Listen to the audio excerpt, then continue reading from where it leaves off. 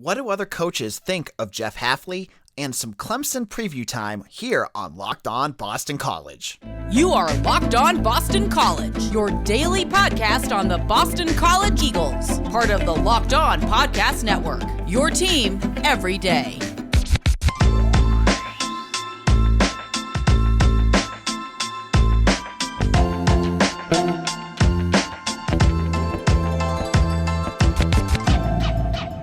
This is Locked On Boston College. I am your host, AJ Black. Thank you all for listening, and thank you for making us your first listen every morning. We hope to give you all the Boston College news and analysis that you need 5 days a week, and I'm proud to do it for you. On today's show, we're going to look at some of the things that other coaches in high school have been saying about Jeff Hafley and how it compares to Steve Addazio, and we're going to get our opening preview of the Clemson game on Saturday. But before we do that, let's kind of check out the news around Boston College. Now, the big news, Saturday's game, unfortunately, is on the ACC network. I know some of you folks were hoping that new commissioner Jim Phillips, who hoped to get this done, was going to get this network onto Comcast. Unfortunately, that did not happen. And for those who don't have the game, they're going to be stuck without it. So I feel bad. I really do, because I know some of you have reached out. They've said, when you're on Comcast, some of you have like homeowners associations where you have to have their cable, which stinks, but that's what it is. And some of you don't want to get into streaming. And I totally get it, because look at YouTube TV right now. That's what I have. They just dropped NBC and all the NBC channels because of their feud. So I get it. You need to get cable. Some of the cable packages don't have what you need. Hopefully soon you will get that Boston College ACC network games, but it won't be for this week. So find a bar if you can. If you're not comfortable with being inside, maybe you can find an outdoor one. Hopefully the weather will be nice. You can go outside and watch the game. Or hey, if you can get down to Death Valley, do that too. And it's only September, but let's talk a little bit hockey right now. Some of the hockey news came out this week as the preseason men's hockey poll came out, and Boston College is third this year. Now, they're behind the other school down, ComAv, the Terriers, and UMass, who is the defending national championship.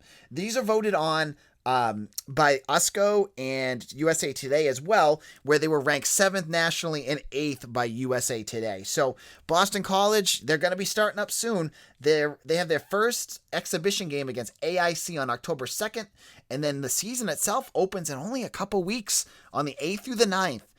In the Icebreaker tournament where they play in Worcester, which is right down the road from me. I should probably go and check out the games. Now, in one of those moments today during the press conference of Jeff Hafley, he said something that I wanted to bring up as another piece of news. And I know a lot of you are thinking about this, and that is how successful he will be and where that will lead him in terms of leaving Boston College.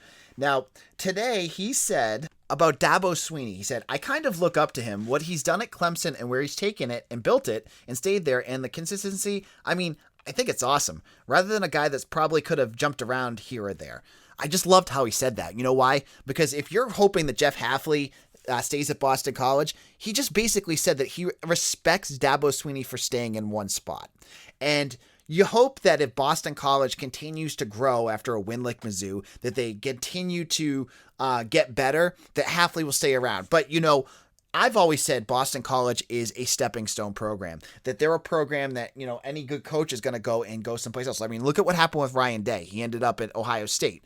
But with Hafley, maybe the school will change kind of how they're viewing things. We've lost coaches here before, from variety of reasons, from being fired to losing their job because they're too good, as Jeff Jagodzinski, to not being able to afford them and losing them to NC State like Tom O'Brien did. Now, Boston College really needs to look at themselves in the mirror when it comes down to it. And I think it's going to come this offseason, what they're going to do with Jeff Hafley.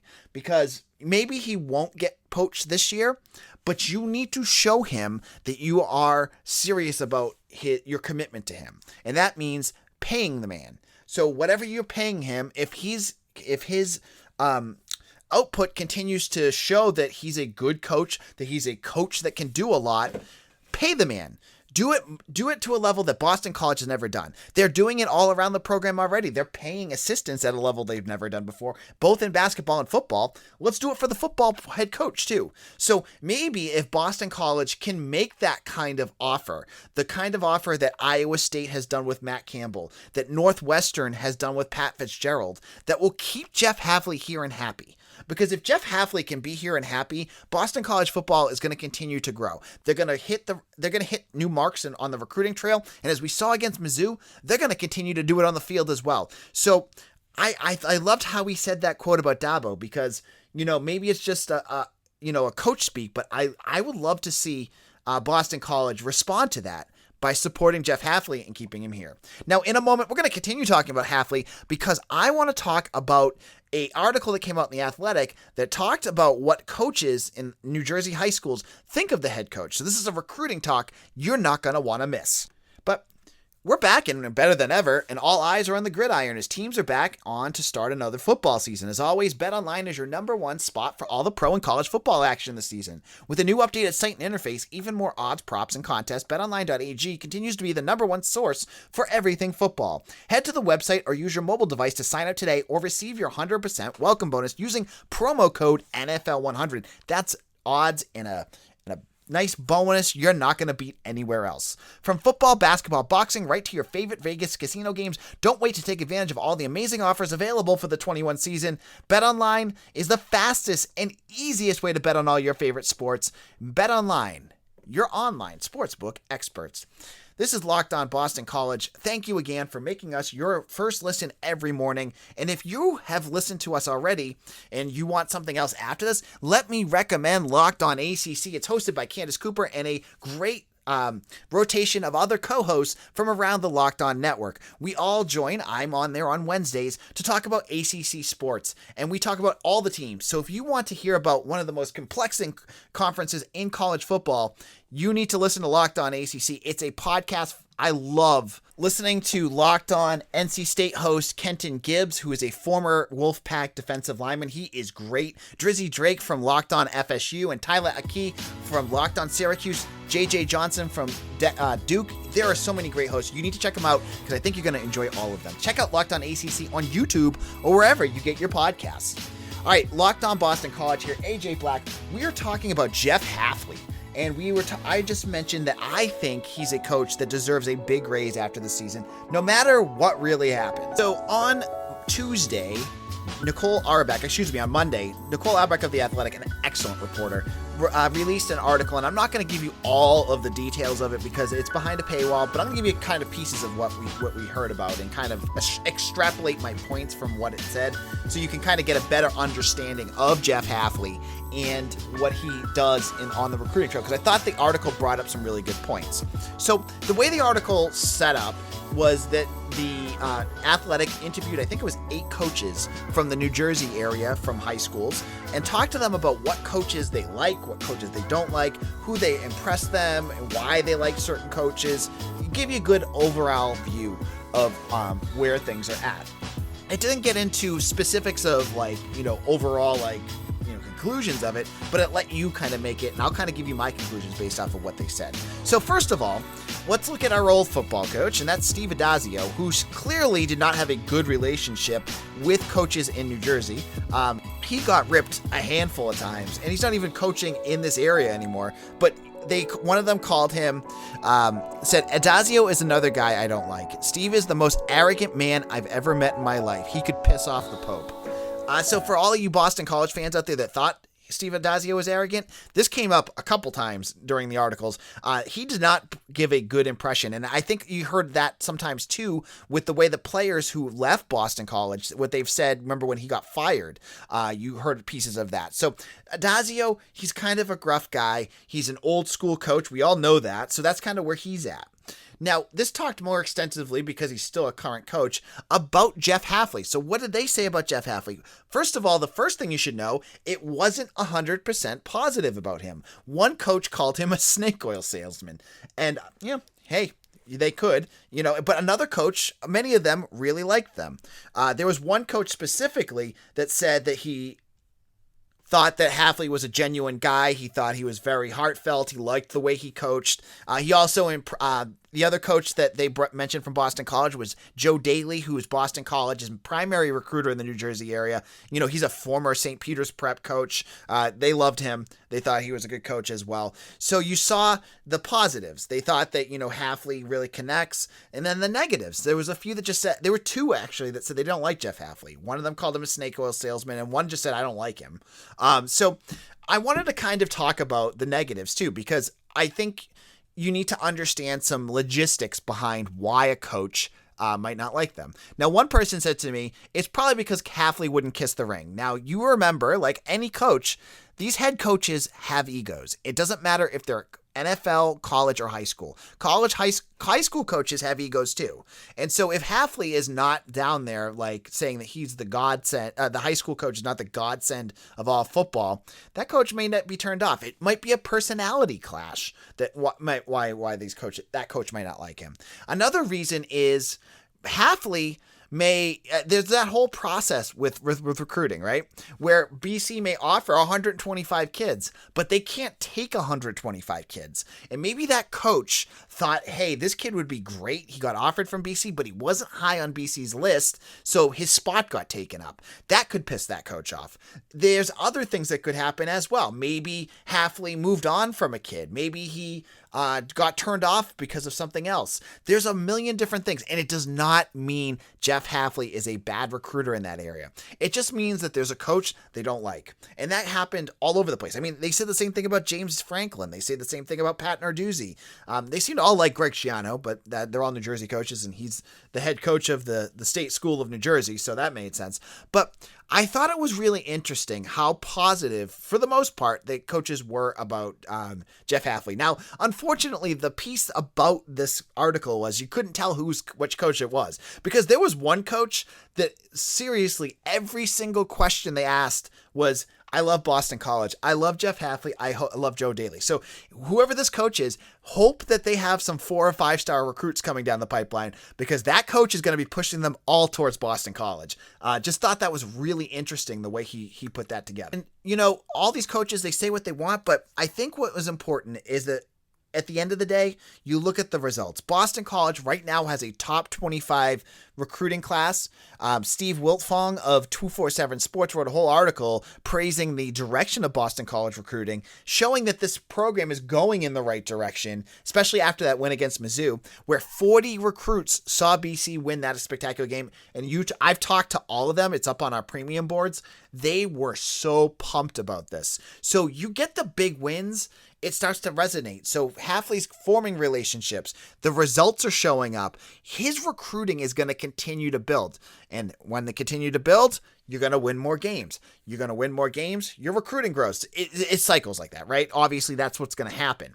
So my point, going back to the first point that I said in that first segment, you got to pay Jeff Hafley, because his results are improving on the recruiting trail. His results are improving on the field. You're getting Boston College into the national conversation again. They are no longer the joke of college football. They are a presence. They're a team that's winning some games, and the man on top, he's the one that's putting it all together. So pay Jeff Hafley. Now, in a moment, we're going to look at next week's game. On Saturday, Boston College is going to face off against Clemson in a game that really, we talked about Missouri being the most important game. This one has just jumped right up there. So we'll talk about that in just a moment. But if we're talking about great things, let's talk about Built Bar. Built Bar is a protein bar that tastes like a candy bar. And for a limited time, you can try the coconut cookie chunk. The cookie dough chunk, not coconut. And it is delicious. It literally is my favorite flavor. I have 2 boxes in my car that I have as a midday snack. But if you don't like those and you want to try something different, you need to try the 9 other delicious flavors they have, including coconut, almond, cherry, raspberry, mint brownie, peanut butter brownie, double chocolate, and salted caramel. There's something for everyone. And if you don't know which one you want to try, get their mix box. You get 2 of each. You can figure out which one you like the best. They come with 17 grams of protein, only 130 calories, 4 grams of sugar, and 4 net carbs. How are you going to beat that? That's good for a keto diet or for those health-conscious guys and gals out there. And when you go to BuiltBar.com and use promo code LOCK15, you'll get 15% off your first order. Again, use promo code LOCK15 for 15% off at BuiltBar.com. This is Locked On Boston College. AJ Black here. Did you know that we are on YouTube? Just type in Locked On Boston College and hit that subscribe button. On YouTube, it's free. It's not like a paid account. You just get it free. You'll get all of our podcasts sent directly to you. So your little homework from AJ, head over to youtube.com. Even if you're not a big user of YouTube, hit subscribe. The more subscribers I get, the more people that are going to find out about Locked On Boston College. The more people that find out about Locked On Boston College, the more people I can have on as guests. The bigger the show becomes, the more enjoyable it becomes. So check out Locked On Boston College on YouTube. Your job is to hit that subscribe button after you finish listening to this episode. Now, our final segment, we're moving past Mizzou. It's on to Clemson. For the third straight season, Boston College gets the unenviable role of heading to Death Valley. How the heck did the Eagles draw that lot? Boston College gets to play in a stadium where no one has won since 2016. Pittsburgh was the last ACC team to beat Clemson at Death Valley. And they have a 30-game winning streak going on. But heading into this game, the excitement is already rolling. Even though the BetOnline.ag spread is 15.5, it just feels like the momentum has swung. As Clemson has won 2 games, they beat Georgia Tech in a very close game that they almost lost, and they beat an FCS squad. And then they lost to Georgia, who could be the best team in the country right now with easily the best defense, and they lost last week to NC State. But Boston College, they're 4-0. They have, all the momentum heading into this game. They just beat Missouri. They're playing at their top level. And Clemson, to be honest, they're struggling. They look not like the same Clemson team. DJ Uiagalelei, their quarterback, has thrown only 3 touchdown passes this entire season. He's only averaging, I think, like 160 yards per game. He does not look like the heir apparent to Trevor Lawrence. And the offensive line has, let's just be frank, has kind of stunk for Clemson as he's been hit and pressured. Now, they've let up 9 sacks, but I think like 6 of them were against Georgia. So that's not really a good barometer of how poorly the Clemson offensive line has played. But that offense is been inconsistent to say the least. Tony Elliott, their offensive coordinator, has come under fire the last few weeks because the offense just does not look that good. Now, to be fair, when you look at Clemson, their defensive line looks fantastic. Now, there's some question marks there, too. As good as Brent Venables' defense has been, James Skalski is hurt, but he should be ready to play, but maybe he's not 100%. Brian Breeze and Tyler Davis, there's 2 starting defensive tackles, otherworldly defensive tackles, easily, NFL-level calibers, are both out. They both have big-time injuries. They're going to keep them out for many weeks. And so they're going to miss those guys. Will Shipley, their starting running back, a 5-star recruit, is also out. You're going to get a Clemson team that is not complete. Now, I see that, though, and I get a little bit skeptical because Clemson, they may miss some of their 5 stars, but this is a team that is absolutely loaded. So they may lose their starting defensive tackle, but they got another 4 or 5 star right behind him that's ready to play that maybe we haven't seen how good they really are. So I don't want to say that injuries are going to be a huge factor for Clemson going into this game, but it's interesting to note that they're missing guys too. But fair to say, too, that Boston College is missing quite a few. So you got all this amalgamation of things that are going into this game, and it makes it interesting. It's a night game. So Clemson fans, as skeptical as they are, they love their Tigers. And a night game in Death Valley, they're going to be, and they're amped up for this because this season is not over for the Tigers. They're only ranked 25th, and for many, they don't think they should be ranked at all. But they could reboot their season right now against Boston College. They could get everything turned around. As Jeff Hafley said in his press conference today, Clemson has just been a tick away on many different plays, and they're just waiting to get it going again. And against a defense like Boston College, who made some plays last week but still looks kind of iffy at times, Clemson could score some points. So I'm really interested to see where this game goes. At the beginning of the year, I said that BC is not going to beat Clemson. I don't know so much now. I still don't think I'm going to pick BC to beat Clemson, but this game is going to be really close. I have a side bet with Zach Lentz of SI Clemson, who at the beginning of the year told me that BC is going to lose by 28 points to Clemson. Now, Clemson is averaging 20 points a game right now as an offense, so I feel like I get this one, don't you? I think I'm going to win this bet. So here we go. The game, we're going to start talking more about this game as we continue. Eric Hofstas will be back on Friday. We had a miscommunication, aka something happened where Eric couldn't come on the show on Friday. You're going to get to hear his thoughts, his analysis. I love having Eric on. We've gone back for years, so you're going to hear that. On tomorrow's show, we'll continue to break down this game. Any news and notes from the BC Clemson walk up to the game, check that out. We will also hopefully have another Boston College recruit on to talk about his journey to Boston College. I'll let you know as soon as I hear back about that. And, everything else that you're going to want to know about Saturday's game. Make sure you stay tuned to Locked On Boston College. Also, check out my work at bcbulletin.com, part of the Sports Illustrated and Fan Nation Network. I hope you enjoy my work there. This is AJ Black. You can find me at AJBlack_BC. My site is BC Bulletin, and Locked On BC is where you get all your tweets and good information about the Locked On Boston College podcast. Thank you all again for making us part of your daily routine and making us your first listen. After the show, check out Locked On Celtics with John Corrales. I love him. He's one of my favorite podcasters of all time. He's a great guy to listen to, and with the Celtics right around the corner, check it out. I will be too. So thank you all for listening, and we'll see you all again soon. Take care, everyone.